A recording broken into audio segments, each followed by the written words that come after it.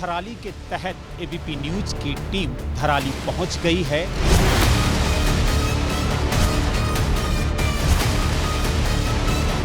जो मकान है उसकी सिर्फ छत दिख रही है।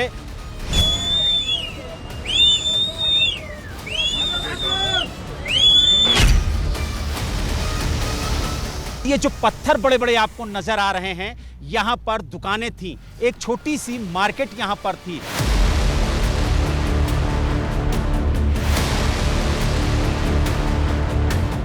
एनडीआरएफ किस तरीके से यहां पर जिंदगियों की तलाश में काम कर रही है। मैं यहीं था उस समय, और ये 1:25 जैसे भाई ने बताया, उस समय वो बिल्कुल एक सैलाब सा आया, तोप से निकला हुआ गोली की तरह, काले रंग का। चारों के चारों बह गए हैं और अभी तक उनका कोई भी पता नहीं है कि वो कहाँ है। बड़ा मुश्किल से बच्चा बच गया। हम तो बड़ा रो चिल्लाए हम तो वहाँ गया, जंगल में गया। हमारा खाने पीने रोने खाने सब दब गए थे सर।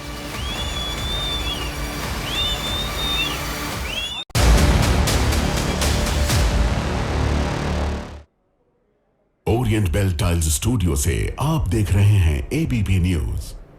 नमस्कार, एबीपी न्यूज पर हाजिर हूं बेरुमाना इसार खान। आप देखना शुरू कर चुके हैं जनहित। धराली में 5 अगस्त को आई आपदा को 100 घंटे से ज्यादा का वक्त बीत चुका है। गाड़ियां अब तक धराली नहीं पहुंच पाई, लेकिन एबीपी न्यूज की टीम कई दिन के संघर्ष और विषम परिस्थितियों को पार कर ग्राउंड जीरो तक पहुंचने में कामयाब रही है। धराली में रेस्क्यू ऑपरेशन चल रहा है। कई फीट ऊंचे मलबे को चीरकर लापता लोगों की तलाश में एनडीआरएफ जुटी हुई है। इसी पाताल लोक को चीरने का काम धराली में चल रहा है। दिखाते हैं आपको धराली से, ग्राउंड जीरो से एबीपी न्यूज संवाददाता बलराम पांडे की एक्सक्लूसिव रिपोर्ट। ऊंचे ऊंचे पहाड़, घने घने जंगलों, दुर्गम रास्तों और कंदराओं को पार कर एबीपी न्यूज की टीम धराली पहुंच चुकी है। 5 अगस्त को आई आपदा से खीरगंगा नदी धराली गांव को निगल गई। इस मलबे में कई मकान, कई दुकान और कई जान दबी हैं, जिनकी तलाश में रेस्क्यू टीम जुटी है। इसी मलबे में 5 अगस्त की कई दर्दनाक दास्तां भी दबी हैं, जो एबीपी न्यूज आपको दिखाने जा रहा है।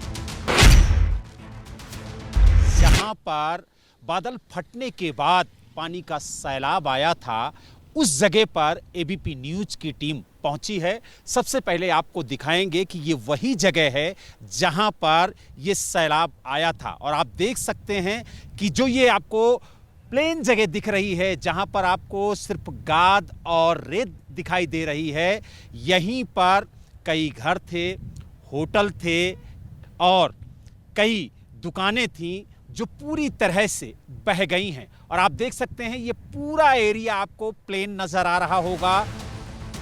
एबीपी न्यूज संवाददाता बलराम पांडे की रिपोर्ट का जो हिस्सा आपने देखा, वो वहीं से रिपोर्ट की गई है जहां से धराली आपदा की 5 अगस्त वाली तस्वीर सामने आई थी।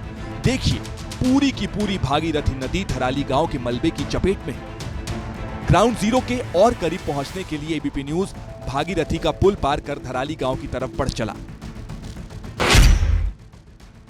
इस वक्त हम धराली में उसी जगह पे मौजूद हैं जहां पर बादल फटने के बाद तबाही हुई थी। आप देख सकते हैं कि यहां पर मार्केट थी, कई लोगों के घर थे और होटल्स थे, लेकिन जब पानी का सैलाब आया तो सब कुछ बह गया। और यही वजह है कि जो ठीक सामने आपको ऊंची सी गाद दिख रही है, यहां पर कई घर थे और ये जो पत्थर बड़े बड़े आपको नजर आ रहे हैं, यहां पर दुकानें थीं, एक छोटी सी मार्केट यहां पर थी, लेकिन सब कुछ पूरी तरह से खत्म हो गया है। दूसरी तरफ हम अपने सहयोगी से कहेंगे कि वो दिखाएं, जहां पर आपको ऊंची सी गाद दिख रही है, यहां पर कुछ होटल्स थे जो पूरी तरह से खत्म हो गए हैं और इस प्रलय से यहां पर भारी नुकसान हुआ है। धराली के जिस तट पर भागीरथी और खीरगंगा का संगम होता है, वहां 5 अगस्त के बाद से मलबे का पहाड़ बन गया है।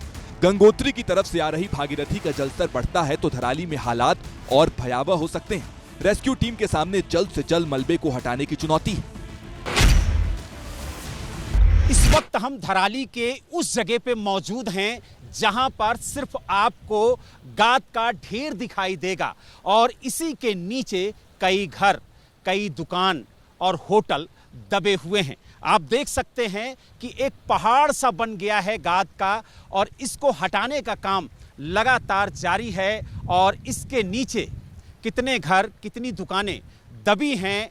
अगर उसके अंदर कुछ लोग रहे होंगे तो वो भी दबे होंगे, इसीलिए जो रेस्क्यू टीम है वो लगातार इस गाद को हटाने की कोशिश भी कर रही है। लेकिन ये गाद इतनी ऊंची है कि इसको हटा पाना अभी फिलहाल 1-2 दिन में बेहद मुश्किल होगा और यही वजह है कि आप देख सकते हैं कि जहां तक आपकी नज़र जाएगी वहां तक सिर्फ आपको ये गाद का पहाड़ ही नजर आएगा और इसी के नीचे कई घर, कई दुकान और होटल दबे हुए हैं। देखिए, रेस्क्यू टीम सीमित संसाधनों में धराली में राहत और बचाव कार्य में जुटी हुई है। इस टीम के सामने चुनौती बड़ी है। धराली में बिजली और मोबाइल सेवा 5 अगस्त से ठप है। दिखाते हैं आपको किन विपरीत हालात में वीर योद्धा ग्राउंड जीरो पर काम में जुटे हैं। धराली में रेस्क्यू ऑपरेशन को सिर्फ हवाई सेवाओं के जरिए ही अंजाम दिया जा रहा है क्योंकि सड़क सेवा ठप पड़ी है। हेलीकॉप्टर की मदद से धराली में एनडीआरएफ, एसडीआरएफ, सेना, स्क्वाड डॉग को पहुंचाया गया है। मलबे में दबे शवों को निकालने की बड़ी चुनौती रेस्क्यू टीम के सामने है। बहुत ही चैलेंजिंग है हालात, लेकिन हमारे जवानों के पास इसके अलावा कोई चारा भी नहीं है। हम लोग कोशिश कर रहे हैं, जितने भी इक्विपमेंट है हमारे पास उनको भी हम लोग यहाँ पे एम्प्लॉय किए हुए हैं।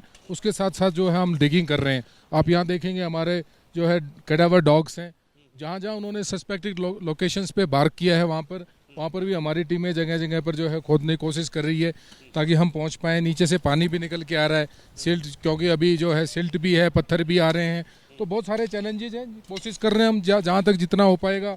हम लोग पूरा इलाके को हमने डिस्ट्रीब्यूट किया हुआ है, उसमें पूरे इलाके में अपनी टीमें जगह जगह पे जहाँ भी हमें संभावना है कि यहाँ पर डेड बॉडीज हो सकती हैं, जहाँ पे हमने वीडियोस वगैरह के जरिए लोकल जो पब्लिक है, जो बचे हुए लोग, उनसे बात करके तो इस एरिया को हमने ये मार्क किया है कि जहाँ पे प्रोबेबिलिटी सबसे ज़्यादा है। बहुत ही चैलेंजिंग है हालात, लेकिन हमारे जवानों के पास इसके अलावा कोई चारा भी नहीं है। हम लोग कोशिश कर रहे हैं, जितने भी इक्विपमेंट है हमारे पास उनको भी हम लोग यहाँ पे एम्प्लॉय किए हुए हैं। उसके साथ साथ जो है हम डिगिंग कर रहे हैं। आप यहाँ देखेंगे हमारे जो है कैडावर डॉग्स हैं, जहाँ जहाँ उन्होंने सस्पेक्टेड लोकेशंस पे बार्क किया है वहाँ पर भी हमारी टीमें जगह जगह पर जो है खोदने की कोशिश कर रही है ताकि हम पहुँच पाएँ। नीचे से पानी भी निकल के आ रहा है, सिल्ट, क्योंकि अभी जो है सिल्ट भी है, पत्थर भी आ रहे हैं, तो बहुत सारे चैलेंजेज हैं। कोशिश कर रहे हैं हम जहाँ तक जितना हो पाएगा। हम लोग पूरा इलाके को हमने डिस्ट्रीब्यूट किया हुआ है, उसमें पूरे इलाके में अपनी टीमें जगह जगह पे जहाँ भी हमें संभावना है कि यहाँ पर डेड बॉडीज हो सकती हैं, जहाँ पे हमने वीडियोस वगैरह के जरिए लोकल जो पब्लिक है, जो बचे हुए लोग, उनसे बात करके तो इस एरिया को हमने ये मार्क किया कि जहाँ पे प्रोबेबिलिटी सबसे ज़्यादा है। बिना रुके, बिना थके वैली में फैले मलबे को हटाने का काम जारी है ताकि मलबे में दबे लोग मिल सकें।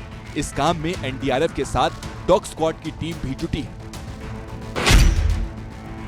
धराली में किस तरह से लोगों की तलाश की जा रही है, जो खोजी डॉग्स हैं उनका सहारा लिया जा रहा है, साथ ही अत्याधुनिक मशीनों का भी सहारा लिया जा रहा है। और आप देख सकते हैं कि किस तरीके से यहाँ पर एनडीआरएफ की तरफ से एक गड्ढा खोदा गया और उसके बाद जिंदगियों की तलाश में किस तरीके से खोजी डॉग्स का सहारा लिया जा रहा है। अगर कोई यहाँ पर दबा है, कोई मलबे में दब गया है, तो उसे यहाँ से निकाला जा सके, इसीलिए आप देख सकते हैं कि ऐसे गड्ढे खोद खोद कर जो जिंदगियां हैं, जो लोग अंदर दबे हैं, उनको तलाशने की कोशिश की जा रही है। और आप देख सकते हैं कि जहां पर उनको आशंका हो रही है वहां पर इसी तरह के गड्ढे खोदे जा रहे हैं और उसके बाद डॉग्स के जरिए यहां पर तलाश की जा रही है जिंदगियां। और आप देख सकते हैं कि किस तरीके से जो रेस्क्यू कार्य है वो यहां पर किया जा रहा है। धराली में 5 अगस्त को आई आपदा के सामने सिर्फ घरों ने ही सरेंडर नहीं किया, मोबाइल कंपनियों के बड़े बड़े टावर भी खिलौने की तरह गाद में बह गए। धराली में बिजली के साथ मोबाइल और इंटरनेट सेवा भी बाधित है। इस वक्त हम धराली के एक मोबाइल टावर पे मौजूद हैं जो पूरी तरह से क्षतिग्रस्त हो गया है और यही वजह है कि धराली के अंदर ना तो मोबाइल सेवा बहाल है और ना ही इंटरनेट सेवा, क्योंकि जो मोबाइल कंपनियों के टावर थे वो पूरी तरह से क्षतिग्रस्त हो गए हैं, यानी ये कहना गलत नहीं होगा कि पूरी तरह से वो बह गए हैं। आप देख सकते हैं कि मोबाइल टावर की क्या स्थिति है यहाँ पर, और जब से ये त्रासदी हुई है तब से यहाँ पर जो मोबाइल सेवा है, इंटरनेट सेवा है, वो पूरी तरह से बंद है। अब फिलहाल जो एनडीआरएफ की टीम है, जो सेना के जवान हैं, वो लगातार यहाँ पर टावर लगाने की कोशिश कर रहे हैं। धराली गंगोत्री धाम का मुख्य पड़ाव है। मलबे की चपेट में सिर्फ धराली गांव ही नहीं बहा, गंगोत्री उत्तरकाशी हाईवे भी साफ हो गया। ये गंगोत्री हाईवे है, लेकिन यहाँ पर जब फ्लड आया तो किस तरीके से ये हाईवे बहा है उसकी भी तस्वीरें हम आपको दिखाएंगे। आप देख सकते हैं आगे सिर्फ आपको गाद ही गाद नजर आएगी, क्योंकि जब फ्लड यहाँ पर आया तो उसके बाद यहाँ पर भारी तादाद में गाद और पत्थर आए, जिसमें कई घर, कई दुकान और होटल दब गए। और आप देख सकते हैं कि इसके आगे जो हाईवे है वो पूरी तरह से खत्म हो गया है। गंगोत्री उत्तरकाशी हाईवे टूटने से गंगोत्री धाम में श्रद्धालु भी फंस गए। रेस्क्यू टीम के सामने सिर्फ धराली से लोगों का रेस्क्यू कराने की चुनौती नहीं है, रेस्क्यू के लिए सिर्फ हवाई यात्रा का ही विकल्प है। यही वजह है कि आपदा के 5 दिन बाद भी लोगों को निकालने का काम जारी है। दरअसल धराली के इस पाताल लोक पर हर किसी की नजरें टिकी हैं, जो अपनों के लौटने का इंतजार कर रही हैं। इन पीड़ितों की जुबान से 5 अगस्त की कई दर्दनाक कहानियां सामने आई, जो आपकी आंखें नम कर देंगी।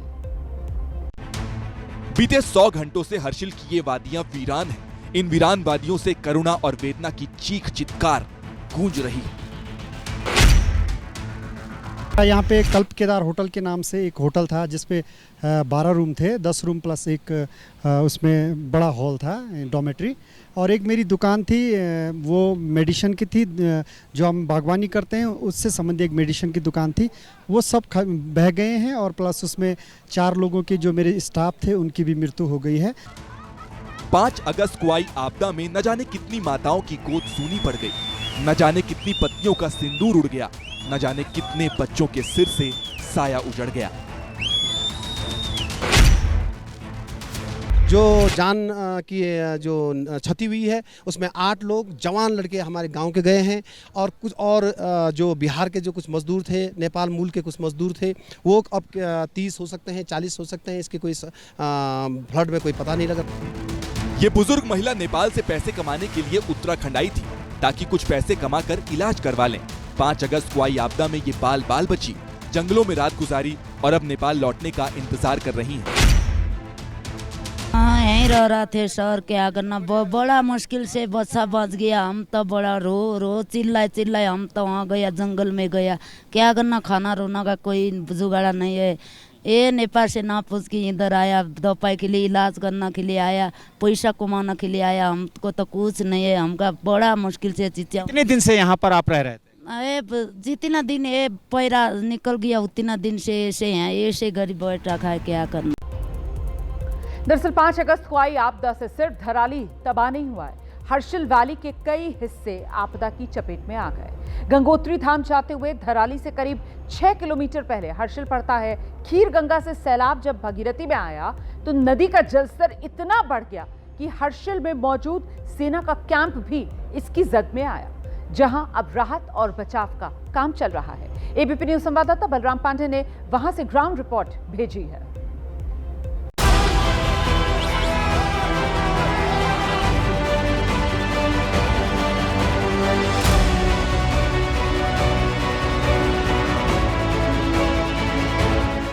एबीपी न्यूज की टीम लगभग 40 किलोमीटर का पैदल सफर तय करके हर्षिल पहुंची है, और यहां पर जो तबाही की तस्वीरें देखने को मिल रही हैं वो बेहद भयावह हैं।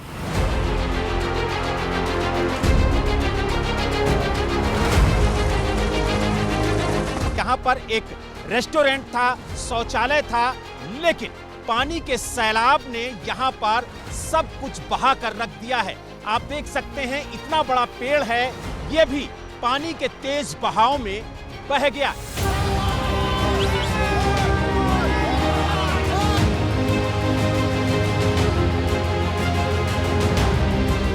इस वक्त एबीपी न्यूज की टीम जहां पर खड़ी है, यहीं पर सेना का कैंप था जिसे फ्लड बहा करके ले गया है।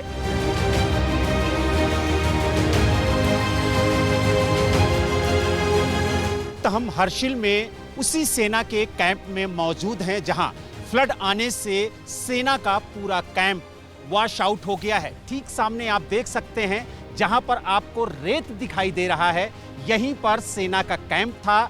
लेकिन जब फ्लड आया तो सेना के कैंप को बहाकर ले गया और यही वजह है कि करीब 10 जवान जो हैं वो लापता हैं। आप देख सकते हैं कि सेना के जवान किस तरीके से पत्थरों के बीच में जिंदगियां तलाशने की कोशिश कर रहे हैं।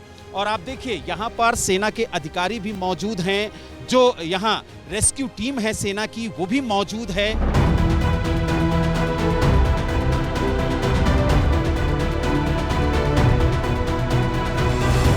कोशिश यही है कि जल्द से जल्द जो लापता जवान हैं उनको खोजा जाए ताकि उन्हें राहत कैंप में पहुंचा करके उन्हें उचित उपचार दिया जाए, लेकिन उनको तलाशने में बेहद मुश्किल हो रही है।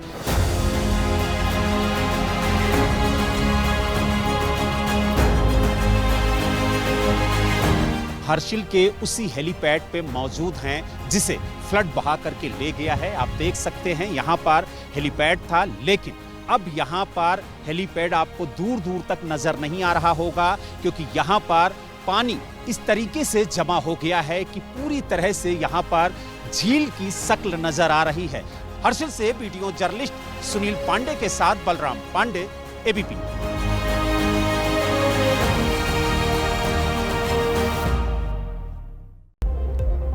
और जनहित में अब आगे बढ़ते हैं। बात हिमाचल प्रदेश में मचे हाहाकार की, जहां बारिश, बाढ़ और भूस्खलन से कोहराम मचा हुआ है। ऐसा लग रहा है मानो सुप्रीम कोर्ट का वो अंदेशा सच साबित हो सकता है जिसमें देश की सबसे बड़ी अदालत ने इस पहाड़ी प्रदेश का वजूद खतरे में होने की बात कही है।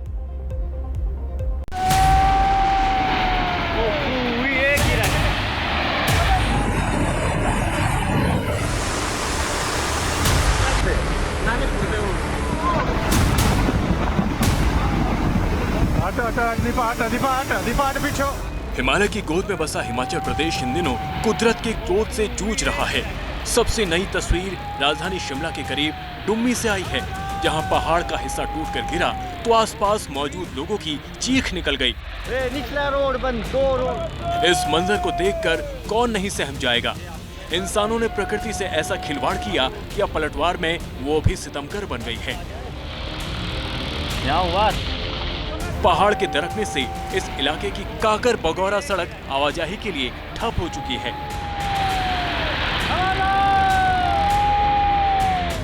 तूफानी बारिश से पहाड़ी शिखर इस कदर कमजोर हो चुके हैं कि रह रहकर चट्टानी मलबों का कहर टूट रहा है। ये तस्वीर मंडी के कितरपुर मनाली 4 लेन की है, जहां पहाड़ी दर की तो सड़क किनारे इंडियन ऑयल पेट्रोल पंप का वजूद ही मिट गया।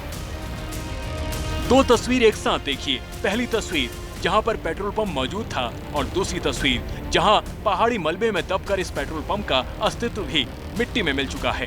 गनीमत रही कि इस हादसे में कोई नुकसान नहीं हुआ, वरना पेट्रोल पंप जैसी जगह पर पहाड़ खिसकने का अंजाम क्या होगा अंदाजा लगाना बेहद आसान है। मूसलाधार मुसीबत की वजह से मंडी में मातम पसरा है। यहाँ के लोग हर वक्त डर के साए में जीने को मजबूर हैं। मौसम की मार ऐसी कि हर कोई लाचार है। ये तस्वीर मंडी पंडोह मार्ग की है, जहां भारी बारिश की वजह से 9 मील सड़क पर मलबे की धार बहने लगी तो ये गाड़ी मुसीबत के भंवर में फंस गई। प्रशासन तो जैसे सरेंडर कर चुका है। ऐसे में स्थानीय लोग ही मुश्किलों में फंसे लोगों के लिए फरिश्ते का किरदार अदा कर रहे हैं। यहाँ भी स्थानीय लोगों ने ही इस गाड़ी को मलबे के दलदल से बाहर निकाला। अभी एक दिन पहले ही मंडी के पाली चौकी इलाके में इतना भीषण लैंडस्लाइड हुआ कि पूरी गाड़ी मलबे में दफन हो गई। गनीमत रही कि इसमें सवार लोग वक्त रहते बच निकले। हिमाचल के पहाड़ इतने जर्जर हो चले हैं, बिना बारिश भी जगह जगह इनके हिस्से चकनाचूर होकर बिखर रहे हैं। ये मनाली चंडीगढ़ नेशनल हाईवे है, जहां मंडी जिले के झिड़ी नेचर पार्क के करीब अचानक पहाड़ का बड़ा हिस्सा धराशाही हो गया। कुल्लू में आए दिन बादल फट रहे हैं, ऐसे में मंजर भयावह है।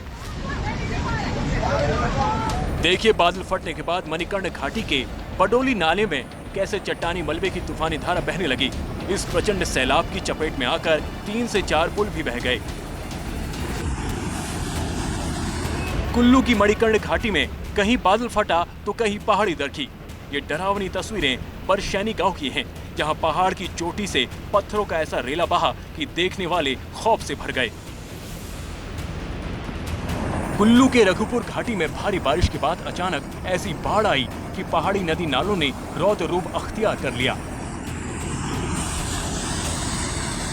हिमाचल की हालत कितनी बदतर हो चुकी है, इसकी गवाही सुरंग के अंदर का ये मंजर दे रहा है। तस्वीर मंडी कुल्लू मार्ग पर रैश नाले के करीब हनोगी टनल की है, जहां अचानक ऐसे मलबों के सैलाब से लोग दहशत से भर गए। अफरा तफरी मच गई, लोग गाड़ियां छोड़कर जान बचाने के लिए भागे। नतीजा ये हुआ कि सुरंग के अंदर भारी भरकम गाड़ियां तैरती नजर आई। अभी तो आधा मानसून बाकी है, ऐसे में हिमाचल में सितंबर तक ऐसे हाहाकारी बवंडर का खतरा कायम है। देखिए सवाल यह है कि हिमाचल में मची तबाही कुदरती है या फिर इंसानी। इसे समझने के लिए आपको सुप्रीम कोर्ट की हालिया टिप्पणी पर गौर करना चाहिए, जिसमें देश की सबसे बड़ी अदालत ने कहा अगर हिमाचल प्रदेश में प्रशासनिक लापरवाही और बिना योजना के विकास कार्य यूं ही जारी रहेंगे तो वो दिन दूर नहीं है जब पूरा प्रदेश देश के नक्शे से ही मिट जाएगा। अब सवाल यह है कि हिमाचल का वजूद बच पाएगा या फिर देश की सबसे बड़ी अदालत का अंदेशा सच हो जाएगा, क्योंकि हकीकत तो यह है कि सिर्फ 1.5 महीने में ही इस सूबे में प्राकृतिक आपदाओं की वजह से सैकड़ों लोग अब तक मारे जा चुके हैं। करोड़ों रुपए का नुकसान अब तक हो चुका है। 4 अगस्त तक हिमाचल प्रदेश में भारी बारिश की वजह से 184 लोगों की मौत अब तक हो चुकी है। वहीं आर्थिक नुकसान का आंकड़ा 1714 करोड़ रुपए के पार जा चुका है। राज्य के राजस्व विभाग के मुताबिक अब तक बादल फटने की 28 घटनाएं हिमाचल प्रदेश में सामने आई हैं। अभी तक 51 बार अचानक बाढ़ आने से कोहराम हिमाचल में मचा है, जबकि लैंडस्लाइड की घटनाएं भी 45 बार हो चुकी हैं। बीते 5 साल में हिमाचल प्रदेश को भारी बारिश की वजह से दूसरा सबसे बड़ा नुकसान हो चुका है, और वो भी तब जबकि मानसून के अभी 2 महीने बाकी हैं। 2021 में मानसून के मौसम में इसी सूबे में 476 लोग मारे गए थे, जबकि 1151 करोड़ रुपए के आसपास का नुकसान तब झेला था हिमाचल प्रदेश ने। 2022 में 276 मौत हुई है और 939 करोड़ रुपए की हानि हुई। फिर 2023 में 441 लोगों की जान गई और 12,000 करोड़ रुपए का नुकसान हुआ। 2024 पिछले साल की अगर बात की जाए 174 मौत का आंकड़ा पहुंचा था, 1,613 करोड़ रुपए का नुकसान हुआ था। मानसून में अब तक शिमला, मंडी, कुल्लू, ऊना जिले हद से ज्यादा मार झेल रहे हैं बारिश की। शिमला में 62%, मंडी में 53%, कुल्लू में 43% और ऊना जिले में 45% ज्यादा बारिश रिकॉर्ड की गई है। सवाल देखिए यह है कि ऐसा हो क्यों रहा है, तो जवाब सुप्रीम कोर्ट की तरफ से सामने है। प्रशासनिक लापरवाही है, बिना सोचे समझे विकास है, और उसी की सजा हिमाचल प्रदेश भुगत रहा है। पहाड़ों पर भारी बरसात की वजह से मैदानी इलाके भी, गंगा समेत देश की तमाम नदियां यहां उफान पर। आपके सामने मैं 4 तस्वीरें अब रखने जा रही हूं। एक एक करके इन तस्वीरों के बारे में आपको बताएंगे। एक तस्वीर उत्तर प्रदेश के मुरादाबाद की देख रहे हैं आप, जहां रामगंगा नदी खतरे के निशान के ऊपर बह रही है, और ऐसे में शहर समेत जिले के तमाम जो निचले इलाके हैं नदी में मिल चुके हैं। दूसरी तस्वीर वाराणसी की देख रहे हैं आप, जहां गंगा नदी का गुस्सा कम होने का नाम नहीं ले रहा। तमाम घाट नदी की परिधि में समा चुके हैं। वाराणसी में गंगा का जलस्तर लगातार खतरनाक बना हुआ है। तीसरी तस्वीर आप पटना की देख रहे हैं, जहां शहर के करीब करीब सारे निचले मोहल्ले और कॉलोनीज बाढ़ की चपेट में हैं। और चौथी तस्वीर है बिहार के बक्सर की, जहां गंगा, कर्मनासा, ठोरा नदी में आई बाढ़ ने लोगों का जीना दुश्वार कर दिया है। अब आगे, आज सावन का आखिरी दिन है, लेकिन जाते जाते चिलचिलाती गर्मी से राहत के साथ सावन ने दिल्ली समेत पूरे एनसीआर की हालत पस्त कर दी है। देर रात से शुरू हुआ बारिश का सिलसिला ये सुबह से लेकर शाम हो गई जारी रहा है। नतीजा ये हुआ कि शनिवार को दिल्ली में बारिश के चलते एक बड़ा हादसा हो गया। लगातार बरसात के चलते जगह जगह जलभराव, दिल्ली, गाजियाबाद, नोएडा का पूरा सिस्टम पस्त पड़ गया। तस्वीर नंबर 1, पानी पानी हुई देश की राजधानी दिल्ली।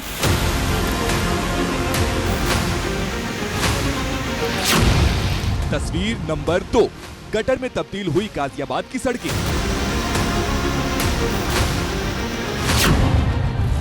तस्वीर नंबर 3, नहर सरीखे नजर आने लगे नोएडा के इलाके।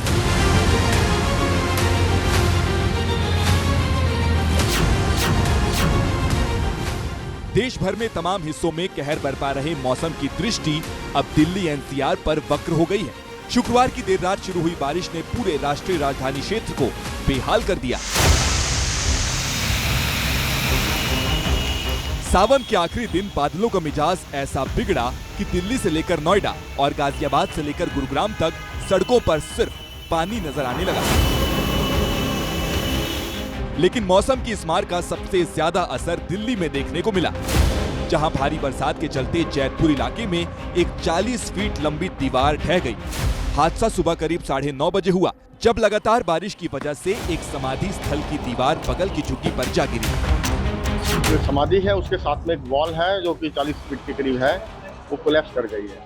साइड में एक डंपिंग यार्ड टाइप था, उस पे गिरी है, उसमें कुछ लोग रहते भी थे।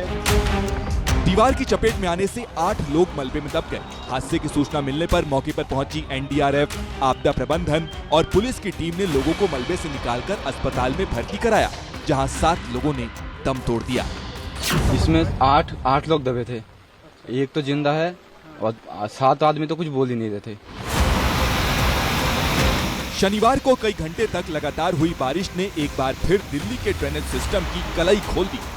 जल निकासी का सिस्टम नाकाम होने से बदरपुर, तुगलकाबाद, सरिता विहार, पालम, महरौली समेत दिल्ली के कई इलाकों में सड़कों और गलियों में पानी जमा हो गया, जिसके चलते आउटर नॉर्थ दिल्ली के एक गांव में नाले में गिरने से 3 साल के बच्चे की मौत हो गई। मूसलाधार बारिश की वजह से दिल्ली के वसंत कुंज इलाके में एक बड़ा हादसा टल गया, जहां बरसात के चलते दिल्ली मेट्रो की गोल्डन लाइन की निर्माणाधीन साइट पर एक टनल की दीवार धंस गई। राहत की बात ये रही कि हादसे के वक्त मेट्रो साइट पर कोई भी मौजूद नहीं था। एनसीआर में मौसम के बिगड़े मिजाज का असर शनिवार को दिल्ली से लगे गाजियाबाद और नोएडा में भी देखने को मिला।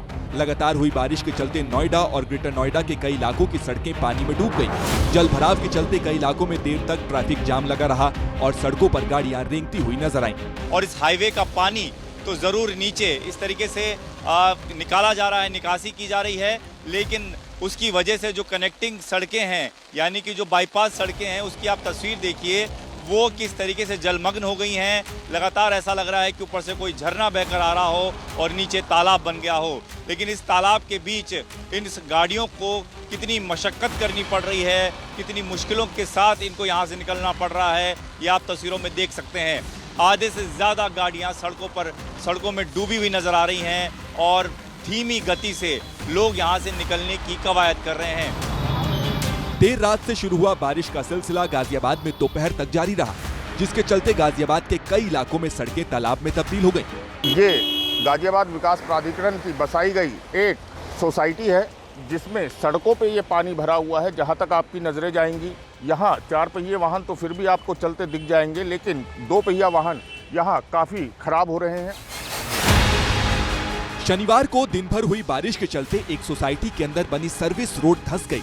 हादसे की वजह से बिल्डिंग कंपाउंड में बनी सड़क और दीवार का बड़ा हिस्सा पूरी तरह टूट गया। गनीमत रही कि हादसे के वक्त मौके पर कोई मौजूद नहीं था। दिल्ली एनसीआर में एक बार फिर ऐसे ही हालात बन सकते हैं, क्योंकि मौसम विभाग की ओर से अगले कुछ घंटों में दिल्ली और उसके आसपास के इलाकों में फिर से तेज आंधी और भारी बारिश की संभावना जताई गई है। ऑपरेशन सिंदूर में हिंदुस्तान के कितने लड़ाकू विमानों को नुकसान हुआ? पाकिस्तान के कितने लड़ाकू विमान गिरे? ये सवाल मई महीने से ही विपक्ष की तरफ से पूछे जा रहे थे। अभी जब पिछले दिनों संसद में ऑपरेशन सिंदूर पर चर्चा हुई तो कांग्रेस की महिला सांसद ने इसे तमाशा तक कह दिया था। अब 90 दिन बाद वायुसेना प्रमुख ने ऑपरेशन सिंदूर को लेकर बड़ा खुलासा किया है। पहला खुलासा तो यह है कि भारतीय फौज ने पाकिस्तान के 5 लड़ाकू विमान गिरा दिए। पाकिस्तान के एक टोही विमान को आसमान में ढेर कर दिया। पाकिस्तान के एक F-16 विमान को जेकबाबाद एयरबेस पर मार गिराया। एविएशन के इतिहास में पहली बार किसी मिसाइल ने 300 किलोमीटर दूर किसी विमान को ढेर करने में कामयाबी हासिल की। Air chief marshal AP Singh ने बेंगलुरु में वायुसेना के एक कार्यक्रम के दौरान पहली बार आधिकारिक तौर पर पाकिस्तान को हुए नुकसान का खुलासा देश के सामने रखा।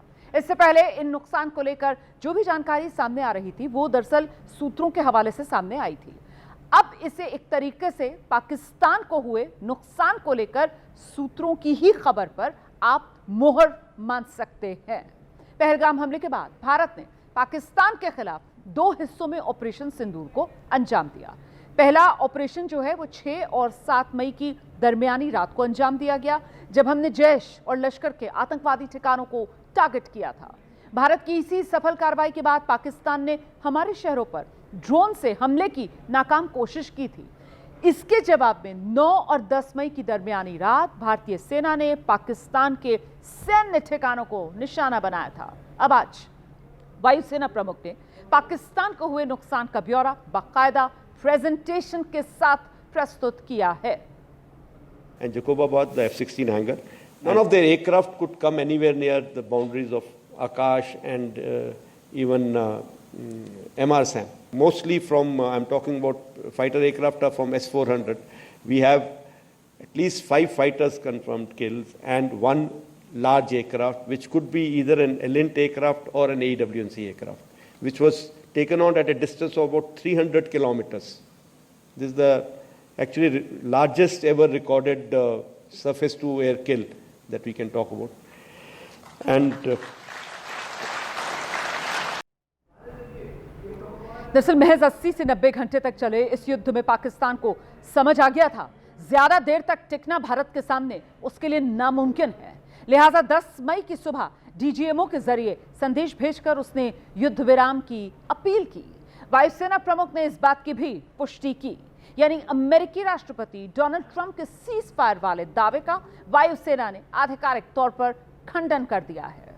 वायुसेना प्रमुख ने ऑपरेशन सिंदूर पार्ट 2 के दौरान 8 मई से लेकर 10 मई के बीच हुए पाकिस्तान के नुकसान का जो डिटेल्ड ब्यौरा इस कार्यक्रम में दिया है, उसके मुताबिक फाइटर जेट 5, 1 अवॉक्स, 6 रडार, 11 रनवे, 3 पाकिस्तान में hangars, 2 command and control centres शामिल हैं जहां नुकसान हुआ है पाकिस्तान को।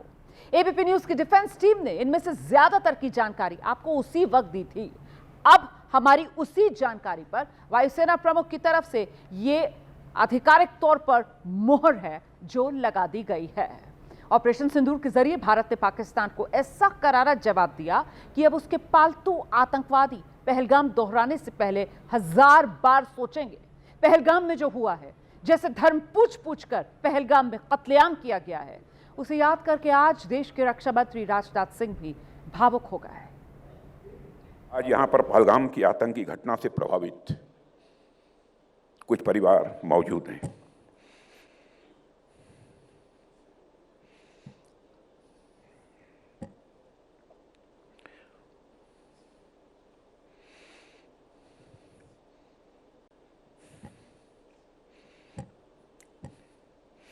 मैं कल्पना भी नहीं कर सकता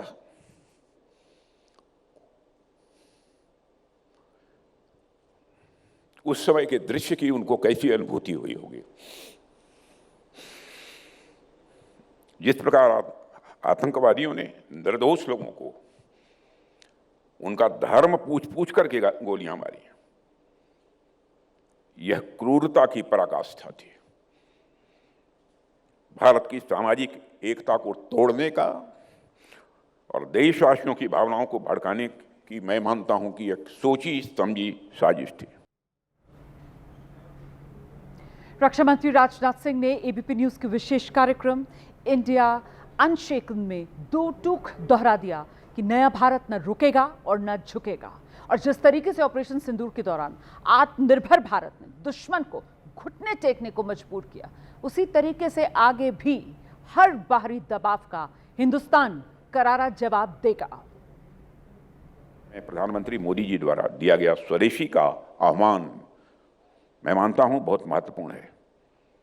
यह कोई सामान्य आह्वान नहीं है, बल्कि यह स्पष्ट संदेश है कि नया भारत है जो किसी भी प्रकार के दबाव में नहीं झुकेगा और आत्मनिर्भरता के मार्ग पर दृढ़ता से आगे बढ़ता रहेगा।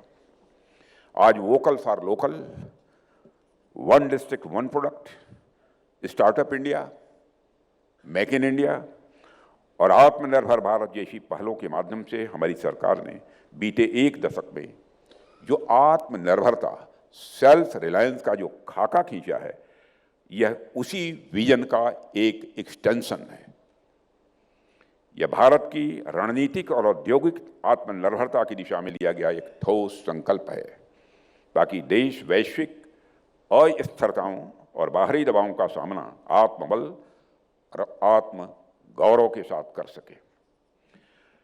साथियों, भारत आज दुनिया की तीसरी सबसे बड़ी अर्थव्यवस्था बनने की दिशा में तेजी से आगे बढ़ रहा है और यह केवल आकांक्षा नहीं है, यह हमारा आत्मविश्वास है, क्योंकि हम जानते हैं कि भारत का आर्थिक भविष्य उज्जवल है। आगे बढ़ते हैं, अब बात करेंगे हम सियासत की। अगर आप मजबूत हैं तो आसपास आपके चुंबक की तरह लोग खींचे चले आएंगे, लेकिन जब आप कमजोर होते हैं, चाहे राजनीतिक रूप से, पारिवारिक रूप से या फिर आर्थिक सामाजिक रूप से, तो लोग आपसे कन्नी काटने लगते हैं, रिश्तेदार आपसे दूरी बनाने लगते हैं, खून का रिश्ता भी रंग बदल लेता है। आज रक्षाबंधन के मौके पर ऐसी ही तस्वीर दिखी है लालू परिवार में। लालू प्रसाद यादव और राबड़ी देवी की 7 बेटियां हैं, 2 बेटे हैं, लेकिन आज उनके बड़े बेटे तेज प्रताप यादव को रक्षाबंधन के मौके पर उनकी किसी सगी बहन ने राखी नहीं बांधी। आखिर क्यों बिगड़ा भाई बहन के खून का रिश्ता? कैसे राजनीति का शिकार हुआ रक्षाबंधन का त्योहार? भाई बहन के रिश्ते पर भारी पड़ी राजनीति की ये कहानी देखिए। इन 2 तस्वीरों को देखिए और इन दोनों ही तस्वीरों के जरिए बिहार के सबसे बड़े राजनीतिक परिवार में पड़ी दरार को महसूस कीजिए। आज रक्षाबंधन का दिन है। एक तरफ तेजस्वी यादव को उनकी 6 बहनों ने राखी बांधी और दूसरी तरफ उनके भाई तेज प्रताप यादव की कलाई पर राखी उनकी मौसेरी बहन ने बांधी। इसे कहते हैं राजनीति, जहां भाई बहनों का संबंध भी सियासत के तराजू में तौला जाता है। पॉलिटिकल नफा नुकसान देखकर राखी का रिश्ता निभाया जाता है। तेज प्रताप वैसे तो कई साल से अलग ही रहते हैं, लेकिन राखी के मौके पर शायद ये पहली बार हुआ है जब उन्हें सगी बहन ने नहीं, मौसेरी बहन ने ही राखी बांधी। जबकि रोहिणी आचार्य को छोड़कर सभी 6 बहनों ने तेजस्वी को बारी बारी राखी बांधी। तेज प्रताप को तो लालू यादव ने परिवार से निकाल रखा है, लिहाजा वो लालू राबड़ी से मिलने घर नहीं जा रहे, लेकिन बहनों के सामने कोई बंधन नहीं था। बावजूद इसके किसी ने जोखिम नहीं उठाया।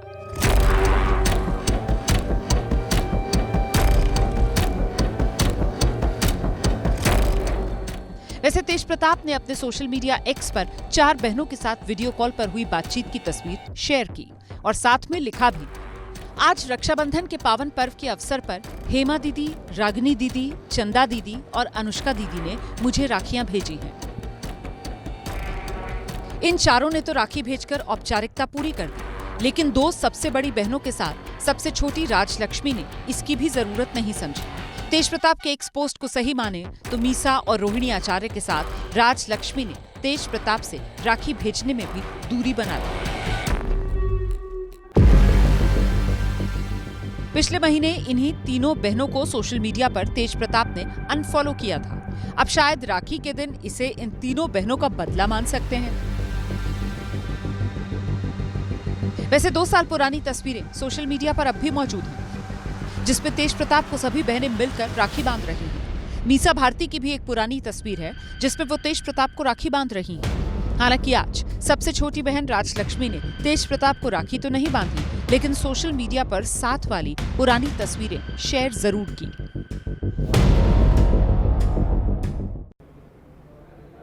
तो इधर लालू परिवार में सब ठीक नहीं है और उधर एनडीए के खेमे में भी बेचैनी बढ़ गई है।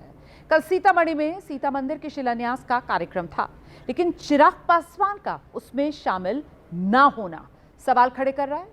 तरह तरह की चर्चाएं सोशल मीडिया पर आजकल हो रही है। पॉलिटिकल गॉसिप का नया राउंड शुरू हो गया है।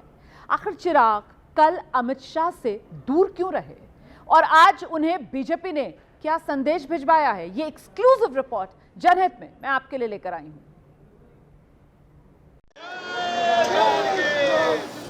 सीतामढ़ी में शुक्रवार को गृह मंत्री अमित शाह ने सीता माता के मंदिर का शिलान्यास किया।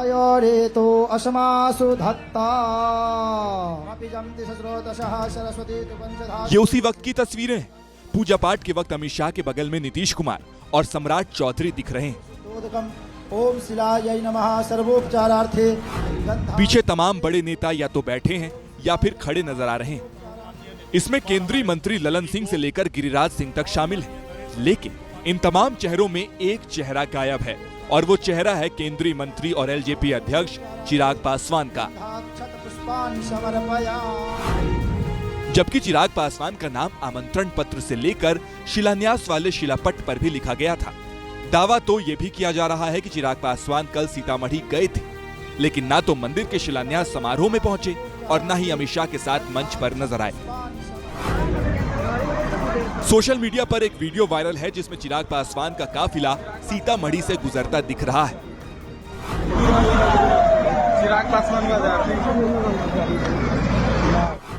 ऐसे में सवाल ये, तो फिर चिराग कहां थे? क्या किसी नाराजगी की वजह से चिराग समारोह में शामिल नहीं हो पाए? क्या चिराग का मंच साझा न करना एनडीए में खटपट का संकेत है? इन सवालों की कानाफूसी बिहार के पॉलिटिकल कॉरिडोर में होने लगी है। हमने इस कानाफूसी की पड़ताल की है और ये जानने की कोशिश की है कि आखिर क्या हुआ कि चिराग ने बिहार की सियासत में गेम चेंजर कहे जाने वाले कार्यक्रम से दूरी बना ली। अपने ओजस्वी उद्बोधन से हमारा मार्गदर्शन करें। एबीपी न्यूज को जो जानकारी मिली है उसके मुताबिक चिराग पासवान दोपहर में 1 बजे ही पटना से सीतामढ़ी के लिए रवाना हो गए थे। कायदे से उन्हें अमित शाह के तय कार्यक्रम में समय से ही पहुंच जाना चाहिए था, लेकिन पार्टी सूत्रों के अनुसार जब तक चिराग पहुंचे तब तक अमित शाह का कार्यक्रम खत्म हो चुका था और वो वहां से जा भी चुके थे। यहाँ गौर करने वाली बात यह है कि चिराग पासवान पहले से ही सीता माता के भव्य मंदिर निर्माण की मांग करते रहे, लेकिन जब मंदिर के शिलान्यास का मौका आया तो वो मौजूदगी से चूक गए। सवाल तो ये है कि जब ललन सिंह और गिरिराज सिंह जैसे केंद्रीय मंत्री कार्यक्रम में मौजूद थे, वो भी पहले से थे, तो चिराग पासवान समय से क्यों नहीं पहुंचे? चिराग की पार्टी के सूत्र ये कह रहे हैं कि गृह मंत्री का कार्यक्रम तय समय से पहले शुरू हो गया, जिसकी वजह से कोऑर्डिनेशन नहीं हो पाया। अब इसे संयोग समझिए या फिर सियासत। कल चिराग की अमित शाह से मुलाकात नहीं हुई और आज खबर ये आई कि बीजेपी ने चिराग को नीतीश के खिलाफ नहीं बोलने की हिदायत दी है। सूत्रों की माने तो बिहार सरकार के खिलाफ लगातार एलजेपी नेताओं की ओर से हो रही बयानबाजी से जदयू असहज है। पिछले दिनों चिराग पासवान ने कानून व्यवस्था पर कड़ी टिप्पणी की थी। जदयू के तरफ से बीजेपी नेतृत्व को इसकी शिकायत की गई, जिसके बाद बीजेपी नेतृत्व ने चिराग को बिहार सरकार और नीतीश के खिलाफ चुप रहने को कहा है। और आइए अब देखते हैं आज का जनहित मंत्र। आज रक्षाबंधन है और इस मौके पर मशहूर शायर मुनव्वर राणा की खास पंक्तियां मैं आपके लिए लेकर आई।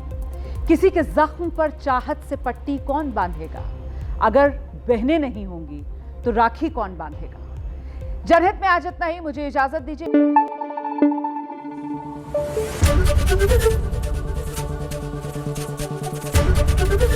एबीपी न्यूज आपको रखे आगे।